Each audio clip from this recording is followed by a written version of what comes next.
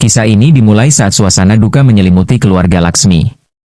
Ayahnya baru saja meninggal dunia, sementara pernikahannya dengan Varun yang sudah dipersiapkan jauh-jauh hari harus dibatalkan. Di tengah kesedihan itu, Laksmi tetap berusaha tegar. Semua persiapan pernikahan dibatalkan saja, kata Laksmi kepada keluarganya. Manisan, tenda, dekorasi, dan semua perlengkapan pesta mulai dikembalikan. Melihat hal itu, adiknya Shalu merasa sedih. Kak, kenapa kakak tidak menangis? Ayah sudah meninggal dan pernikahan kakak juga batal. Laksmi menatap adiknya sambil menahan air mata. Aku bukan tidak sedih, Shalu. Tapi kalau aku terus menangis, siapa yang akan menjaga kalian? Shalu memeluk kakaknya. Tapi kakak pasti sangat terluka. Tentu saja. Namun sekarang yang terpenting adalah masa depan kita bertiga. Tak lama kemudian, Bibi dan paman mereka datang membawa sebuah usulan. Laksmi, kalian tidak perlu tinggal di desa ini lagi, kata sang bibi. Maksud bibi? Kalian ikut saja dengan kami ke Mumbai. Di sana kalian bisa memulai hidup baru. Laksmi terdiam sejenak. Apakah itu keputusan yang terbaik? Tentu saja. Kami akan menjaga kalian seperti anak kami sendiri. Mendengar hal itu, Laksmi akhirnya setuju.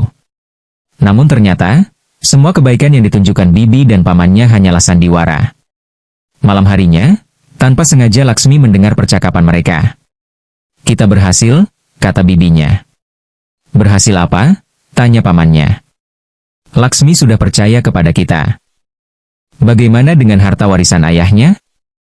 Itulah tujuan kita. Kita bawa Laksmi ke Mumbai, lalu kita nikahkan dengan laki-laki yang bisa kita kendalikan. Setelah itu seluruh harta dan propertinya akan menjadi milik kita. Paman tersenyum. Jadi ini alasanmu menggagalkan pernikahannya dengan Varun? Tepat sekali. Mendengar semua itu, Laksmi sangat terkejut. Ternyata mereka hanya mengincar harta ayah, gumamnya. Meski kecewa, ia memutuskan untuk tetap mengikuti mereka ke Mumbai demi melindungi kedua adiknya. Keesokan harinya mereka berangkat. Sebelum pergi, Guru Charan, sahabat dekat ayahnya, memberikan pesan.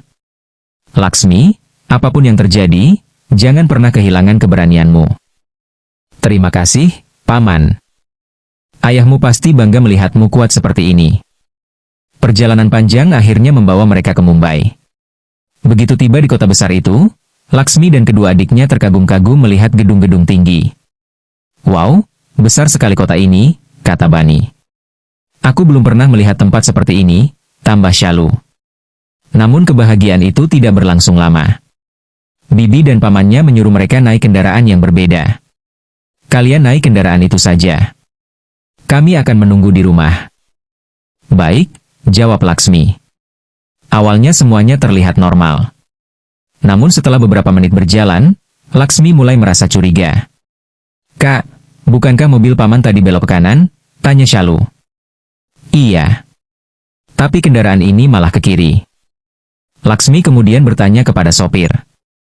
Pak, apakah kita berada di jalan yang benar? Tentu saja. Ini jalan pintas. Meski begitu, firasat buruk terus menghantui mereka. Beberapa saat kemudian, kendaraan itu semakin jauh dari keramaian. Kak, aku takut.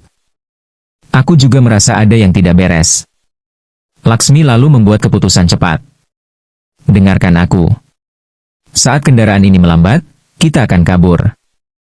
Kabur? Iya. Kita tidak boleh mengambil risiko. Ketika kendaraan melambat di sebuah tikungan, Laksmi langsung berteriak. Sekarang, mereka bertiga melompat keluar. Namun Laksmi terjatuh dan kakinya terluka. Kakak, aku tidak apa-apa. Ayo cepat lari. Mereka terus berlari menjauh. Saat sopir pergi mencari bantuan, Laksmi mengambil keputusan nekat. Kita gunakan saja kendaraan ini untuk melarikan diri. Tapi siapa yang bisa mengemudikannya? Tanya Bani. Aku bisa. Kakak serius? Aku pernah mengendarai traktor di desa. Kendaraan ini pasti bisa. Akhirnya mereka berhasil kabur. Namun masalah baru muncul. Mereka tersesat di Mumbai. Kita harus mencari alamat rumah paman. Di mana kartunya? Tunggu sebentar. Laksmi mencari ke seluruh tasnya. Oh tidak. Kenapa? Kartu alamatnya hilang. Mereka bertiga saling berpandangan. Kini mereka berada di kota asing tanpa tujuan yang jelas. Di saat yang sama, orang-orang yang mencurigakan mulai mengejar mereka. Karena panik, mereka berlari masuk ke sebuah hotel mewah. Tanpa sengaja mereka masuk ke area rapat penting. Para tamu dan investor langsung terkejut. Siapa mereka? Apa yang sedang terjadi? Sementara itu, pemilik hotel bernama Rishi sedang memimpin rapat. Ada apa ini? Tanya Rishi dengan kesal. Maaf, Pak. 3 gadis tiba-tiba masuk ke dalam hotel. Cari mereka sekarang juga. Karena takut, Laksmi dan adik-adiknya masuk ke sebuah ruangan dan mengunci pintunya. Mereka tidak sadar bahwa ruangan itu adalah kantor pribadi Rishi. Di dalam ruangan, mereka berusaha menenangkan diri. Kita aman untuk sementara. Semoga mereka tidak menemukan kita. Tak lama kemudian terdengar suara dari luar. Dengarkan. Kalian berada di kantorku. Itu adalah suara Rishi. Buka pintunya sekarang. Laksmi menjawab dengan hati-hati. Kami tidak bisa keluar. Kenapa? Karena ada orang yang mengejar kami. Aku tidak punya waktu untuk mendengarkan alasan kalian. Tolong. Kami benar-benar dalam bahaya. Rishi mulai kehilangan kesabaran. Kalian sudah mengacaukan rapat pentingku. Tapi kami tidak punya tempat lain untuk pergi. Suasana menjadi hening. Laksmi kemudian memberanikan diri menjelaskan semuanya. Kami datang dari desa. Ayah kami sudah meninggal. Kami dibohongi oleh keluarga sendiri dan sekarang ada orang yang mencoba mencelakai kami. Rishi mendengarkan dengan setengah percaya. Namun suara ketakutan dalam ucapan Laksmi membuatnya mulai ragu.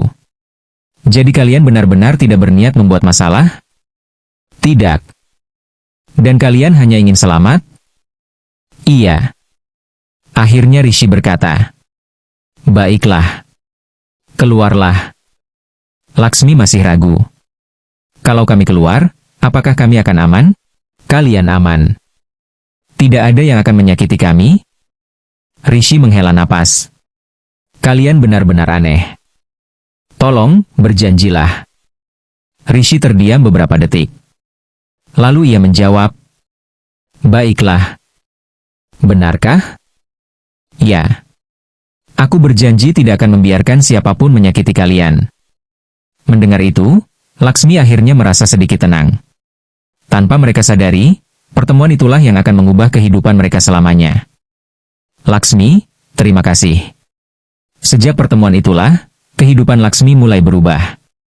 Tanpa disadari, pertemuannya dengan Rishi menjadi awal dari takdir baru yang tidak pernah ia bayangkan sebelumnya. Kalau kalian berada di posisi Laksmi, apa yang akan kalian lakukan? Tulis pendapat kalian di kolom komentar ya. I just had to let you know you're